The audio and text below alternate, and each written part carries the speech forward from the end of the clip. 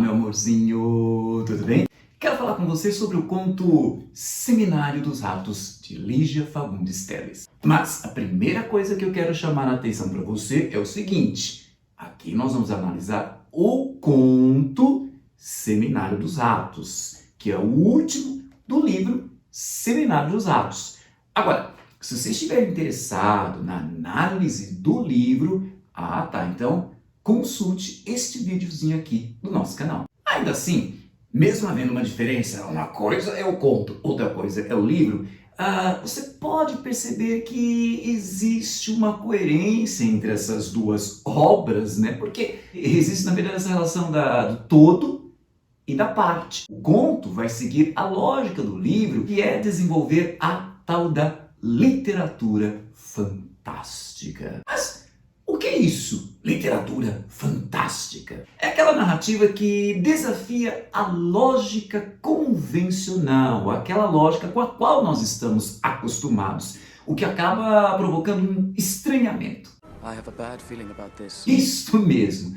Tanto nós que estamos lendo a narrativa, quanto as personagens, elas ficam com vontade de falar isso. I had a bad feeling about this. Quer dizer, eu estou com uma sensação estranha sobre isso. Mas pode ser que você encontre por aí, até mesmo em exames de vestibular, a definição de que esse conto faz parte do que se chama realismo mágico. Sei lá, se não houver alternativa melhor, aceite, mas eu questiono esse conceito, porque o realismo mágico é quando essa quebra da lógica convencional ela é recebida de boa pelas personagens. Só nós, leitores, é que estranhamos. A literatura latino-americana é cheia de exemplos desse tal do realismo mágico. Se você conhece 100 Anos de Solidão, de Gabriel Garcia Marques, então você já sabe o que é isso, realismo mágico. Mas não precisa ir muito longe, não.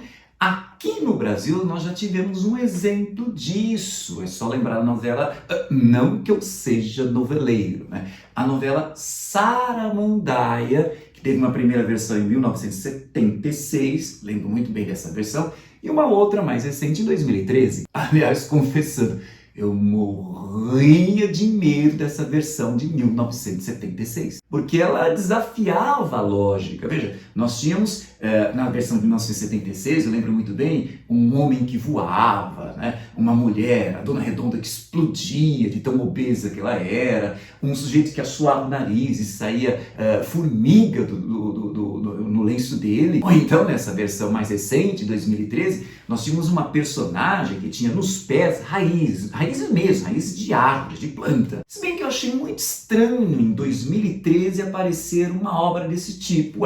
Por quê? Porque esse tipo de literatura é muito comum em épocas em que há um autoritarismo, há uma censura na circulação de ideias. Isso você pode enxergar, por exemplo, na novela Saramandaia, que é de 1976, ou, olha a coincidência da época, no conto Seminário dos Ratos, que é de 1977, na novela de 2013, quer dizer, na época atual em que a nossa democracia está tão forte, a nossa democracia está tão respeitada e não corre nenhum risco. Mas, enfim, uma pista para entender o conto Seminário dos Ratos você já deve ter captado. Olha, eu acabei de citar, é de 1977, época em que havia a ditadura militar aqui no Brasil, que começou em 1964 e terminou em 1985. E esse tipo de literatura fantástica ou realismo mágico, como você já deve estar percebendo, ela surge para furar um bloqueio que existe provocado pela censura. Esse tipo de literatura serve para que gente mais iluminada, ou seja, gente que é capaz de ler e entender simbologias, consegue perceber que quando se apresenta o absurdo, na verdade, o nosso foco não é esse absurdo, e sim é olhar de maneira crítica o establishment, ou seja, aquilo que a nossa sociedade considera como padrão, como convencional, como aspas, certo. Então é pra gente condenar, olhar de maneira negativa, de maneira crítica, este padrãozinho. Eu lembro como exemplo disso os filmes de Guilherme Del Toro, como, se não me falha a memória, o mais recente, A Forma da Água, né? Quer dizer, nós temos uma coisa estranha, bizarra, esquisita, absurda, que é aquele bicho que veio da região amazônica. Só que, na verdade, a crítica deve cair justamente sobre a personagem que representa o establishment, o padrão. Lembra aquele cara do governo que era o quê?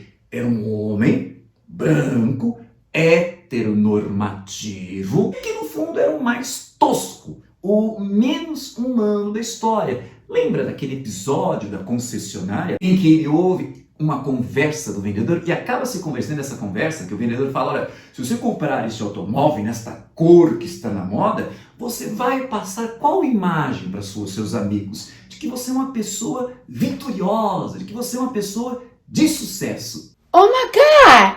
Tá vendo? Oh my God!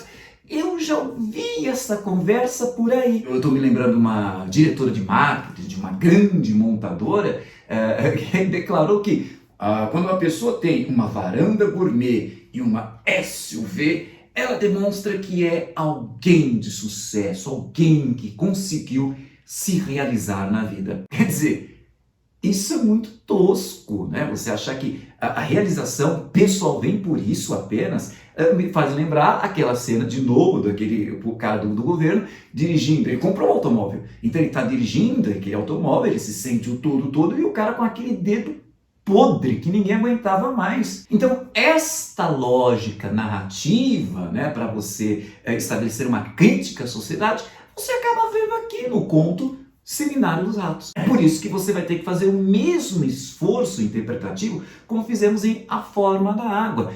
Captar as suas simbologias e entender o que elas querem dizer, o que elas estão representando. Para isso, temos que lembrar que o conto começa com um diálogo entre um jovenzinho, que é o chefe de relações públicas, e um senhor, seu superior, né, que é o secretário do bem-estar público e privado. E sobre o que os dois estão conversando, sobre a realização do 7º Seminário dos Ratos. É nesse seminário que eles vão discutir como lidar com esse problema da proliferação dos ratos que tem acontecido no Brasil, né? Na narrativa fala-se disso, que tem acontecido no Brasil, a ponto de você ter 100 ratos por habitante. Essa é uma situação de calamidade. Mas veja bem, a primeira coisa que você precisa interpretar é o 7º seminário. Quer dizer, eles até agora não resolveram o problema. Já está notando uma pontinha de crítica aí? É porque eles não resolveram. Vamos captar as simbologias que o conto apresenta. Olha só, para começar, você vai perceber que o chefe de relações públicas, ele é bobo. Ele é ingênuo, né? Quer dizer, você está colocando a resolução de um problema na mão de gente boba. Para começar, ele vai distribuir os participantes do seminário. A preocupação dele é o quê? É distribuir em quartos, em ambientes, de acordo com determinadas cores. Ele está preocupado com cor. As ideias do cara. Ele pensa assim, com os americanos, por exemplo, que os americanos vão fazer parte desse seminário, como eles gostam de cores muito chamativas, então eu coloquei os 3 americanos num quarto rosa forte. O chefe dele, ele deixou num quarto azul pastel. É porque eu notei que o senhor gosta de usar gravata azul. Já o diretor das classes conservadoras armadas e desarmadas, engraçado esse departamento, né? Classes conservadoras, armadas e desarmadas. Então ele diz, eu o deixei num quarto cinza. Nesse momento, o secretário de bem-estar, ele fala, nossa, a mesma cor dos ratos. Opa! O conservador, ele vai ficar num quarto que faz lembrar a cor do problema, que é o quê? É a cor cinza, cinza de ratos. Esse chefe de relações públicas, ele é bobo também, por quê? Porque ele faz piadas, ele canta na hora inadequada. Por exemplo, ele relata para o seu chefe que existe tanto rato, mas tanto rato no morro, que o pessoal já está dizendo, parece aqueles memes de hoje, né? Que o brasileiro leva graça até na desgraça, né? Mas é tanto rato, que o pessoal do morro já nem canta mais aquela música Lata d'água na cabeça, lá vai Maria. Lá vai Maria. Não, diz que agora é o rato que está levando lata d'água na cabeça. O pior, para deixar bem nítido que ele é inadequado, é que a piadinha dele ficou no vácuo. Mas a outra personagem que você precisa analisar, né, interpretar, é o próprio secretário do bem-estar público e privado. Você vai ver que ele está sempre suando, enxugando o suor na careca ou na boca. E o que pode simbolizar esse gesto, está sempre limpando o suor constante? Creio eu, não sei se você vai concordar comigo, dá a impressão de cansaço de alguém que está fazendo algo que está além dos seus esforços, ou seja, alguém que não tem competência para o seu cargo. Outro detalhe que você não pode perder de vista é que esse incompetente, mas é o chefe, é militar. Ele participou da Revolução de 1932 e participou do que ele próprio chama de golpe de 1964. E mais, o pezinho dele está envolto numa pantufa ou ele coloca esse pezinho em cima de uma cadeira. Por quê? Porque ele está com gota. Pior é que eu nunca tinha ouvido falar dessa doença, gota. Aí eu fui pesquisar. Ela é fruto do acúmulo, principalmente nas juntas, nas articulações, do acúmulo de ácido úrico, muitas vezes causado por sedentarismo. É por isso que existe essa associação de gota à doença de gente rica, ou mais ainda, doença de gente da classe alta. Olha aí, classe alta, sedentarismo, amiga. Tá percebendo como tudo isso tem a ver com a proposta crítica do conto? It's not a coincidence. Nothing happens by accident. Tá vendo?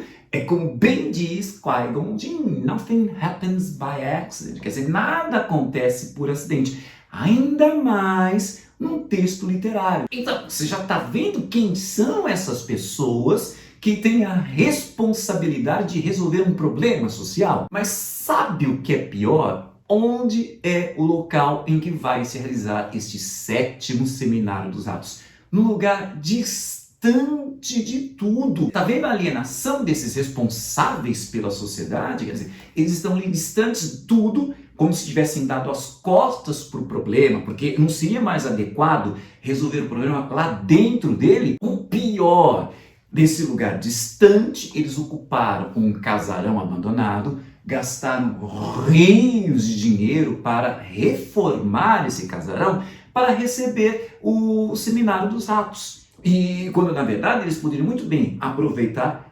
prédios na zona urbana, prédios, alguns já abandonados. E o conto até nos informa o seguinte, são tantos prédios abandonados que o problema está sendo que estão demolindo esses prédios. Tá vendo?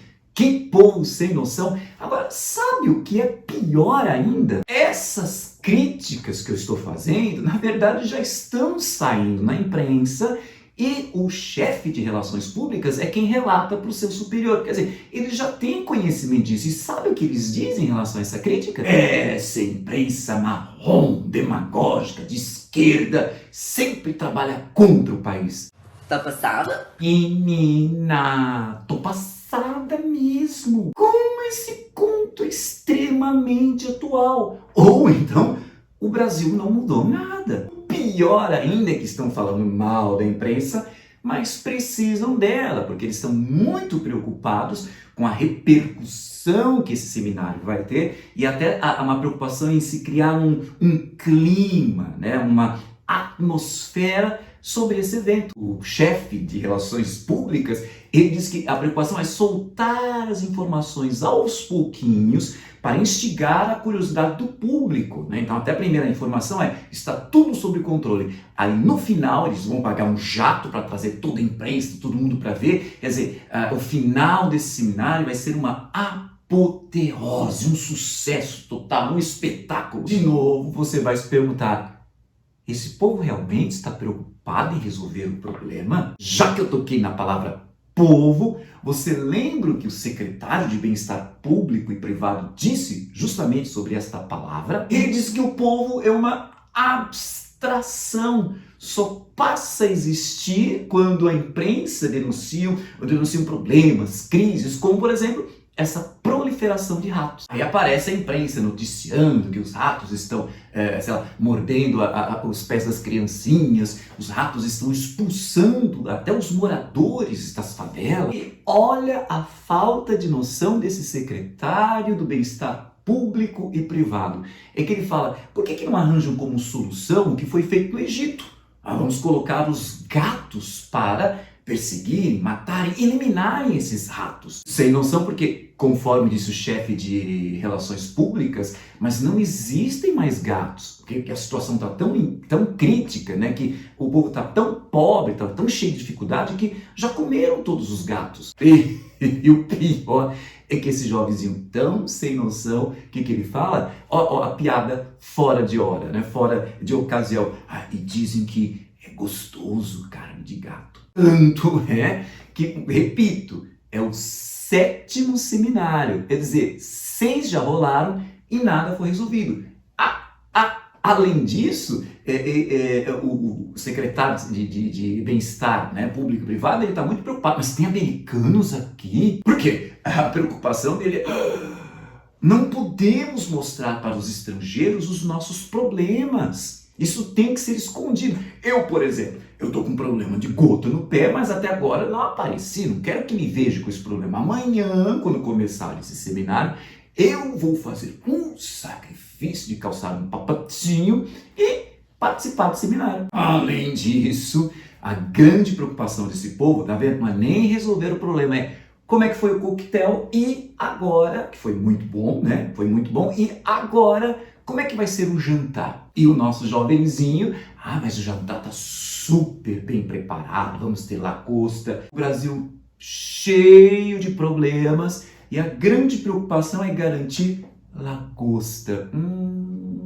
Tá bem atual esse conto, não? Mais uma vez eu te pergunto, esse povo realmente tem competência para resolver esse problema social? Mas, enquanto os dois conversam, o secretário de Bem-Estar, ele escuta um barulho que o deixa muito incomodado. Ele o descreve como uma onda, como um vulcão, como uma erupção, ou seja, uma força coletiva, uma força de coletividade que parece que vem de baixo. Tá percebendo a referência? Tá percebendo a simbologia? Uma força que vem de baixo, uma força da coletividade. Finalmente, o chefe de relações públicas consegue ouvir o barulho, aí ele fica preocupado e pede licença, sai do cômodo onde está o seu chefe e vai investigar. É lá fora que ele vê um dos caras do governo espantado, porque ele está admirado que não está conseguindo fazer uma ligação com a presidência da República, né? Porque o telefone não pega, nem da sala, nenhum canto, né? E por que será que o telefone não está funcionando? Mas antes que ele vá investigar o motivo desse pane, né, nas ligações telefônicas, aparece o cozinheiro, né, do jantar, extremamente desesperado, todo esbaforido. Ele conta o que? Nesse desespero, coitado do cozinheiro, ele fala que os ratos apareceram lá na cozinha, em tudo que é lugar, e comeram tudo, toda a refeição que estava sendo preparada para o jantar, até a lagosta, ele diz, as lagostas que estavam na água quente, eles derrubaram, não sei como, não se queimaram, e levaram tudo. E o chefe de relações públicas, bobão, preocupado, mas não tem jantar? Não, você tem que garantir o jantar de hoje. Ele quer obrigar o cozinheiro a voltar para a cozinha e garantir a sua obrigação. O cara até fala, mas eu vou cozinhar como? Não sobrou nada, só sobraram assim. Então pegue as latas, eu vou na cidade, vou conseguir mais algum alimento ou alguma coisa, trago seguranças armados, vamos ver se esses ratos vão atrapalhar o jantar do nosso seminário. É aí que o cozinheiro fala, mas como é que você vai na cidade? Com que carro, né? Porque aí o bobão do chefe de relações públicas até imagina o quê? O quê? Com medo, os funcionários levaram tudo que é carro embora? É isso? Que levaram tudo que é carro embora. Os ratos roeram até os fios, toda a cabeação dos carros. Isso até explica por que os telefones não estavam funcionando. É aí, então, que os ratos aparecem onde o cara estava, né? O nosso chefe de relações públicas, né? E é uma cena até cômica, de tudo que é lado aparece rato, né? Você só vê a pantufinha do secretário de bem-estar público e privado descendo assim pela escadaria, né? Porque carregado por um dos ratos. Os empregados tinham todos fugido, né? Inclusive o cozinheiro, e aí resta ao nosso coitado do chefe de relações públicas. Ele vai até a cozinha, tá lutando contra os ratos, ele se esconde na geladeira. O engraçado é que ele tenta deixar o dedinho naquela borracha de vedação, mas os ratos começam a morder o dedinho dele, então ele coloca a gravata para conseguir respirar, né? E é uma luta que toda hora os ratos querem também entrar na geladeira. Mas é justamente nessa geladeira, que ele fica todo encolhido, em posição fetal, que faz até lembrar o quê? Uma questão de retrocesso, quer dizer, quando a sociedade, o mundo como ele conhecia, ruiu, então essa coisa da posição de feto, né, que ele fica encolhido dentro da geladeira, faz lembrar essa volta a uma segurança primitiva. Quer dizer, ruiu o mundo tal qual ele conhecia. E ele fica por horas ali dentro, naquele frio, né, aquela água pingando na cabeça dele, até o momento em que toda aquela agitação se acabou e ele tem a coragem, nosso chefe de relações públicas, ele sai da geladeira e o que é que ele vê? Nada. Não sobrou nada da casa, apenas as paredes. A única coisa presente ali era um som bem baixinho que vinha ali da sala onde iria acontecer o tal seminário dos ratos. Bom, que som era esse? Não se sabe, mas era como se os próprios ratos se reunissem e estivessem lá discutindo, debatendo, planejando. Ou seja, estava vendo de fato um seminário dos ratos. A ambiguidade desse título, veja, é um seminário que vai ser realizado para discutir técnicas de erradicação dos ratos. Mas agora você percebe que o conto pode se referir a um outro significado. É um seminário feito por ratos. Ou seja, há algo de subversivo aqui, algo de revolucionário. Porque a revolução é isso, ela subverte a ordem pré-estabelecida. Os ratos são revolucionários. Derrubaram o sistema que queria destruí-los e agora eles é que destroem esse sistema. E olha que interessante, eles tomaram de tal forma o sistema que a refeição que tinha sido preparada para os homens, que depois iriam discutir a eliminação dos ratos, acabou sendo comida pelos próprios ratos. E o ambiente que tinha sido preparado para discutir a erradicação dos ratos acabou sendo dominado pelos próprios ratos. Captou a simbologia? Vocês vieram para nos eliminar, mas nós é que vamos dominar tudo. Enfim, estes são os elementos mínimos que eu queria que você tivesse em mente com relação ao conto Seminário dos Ratos, de Lígia Fagundes Telles. Espero que essas considerações tenham sido úteis. Se foram, curte aí, deixe o seu comentário, ou se ficou com uma dúvida também, deixe aqui embaixo o seu comentário, né? Compartilhe em suas redes sociais, porque conhecimento é para isso mesmo, para ser compartilhado, e não se esqueça de se inscrever em nosso canal e de ativar o sininho para ficar sempre sabendo de nossas novidades. Um beijo fantástico ou realista e até a próxima.